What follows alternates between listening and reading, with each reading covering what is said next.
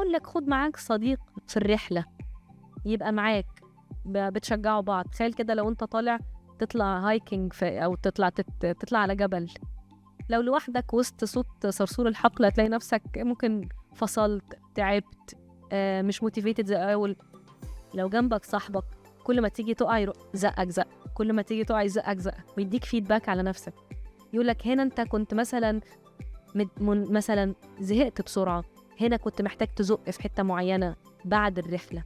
فلو مفيش منتر يبقى معاك صديق في رحلتك. ليه؟ هيساعدك في حتة المسؤولية، ان انت تبقى مسؤول عن الحاجة اللي انت عايز توصل لها، سواء بقى في الهابتس او سواء في الجول اللي انت حاطه. في نفس الوقت هيبقى سورس اوف فيدباك مهم جدا ليك.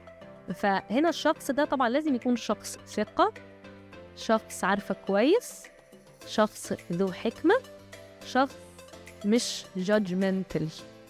دي من الحاجات المهمة عشان تقدر تستقبل من غير ما تبقى defensive.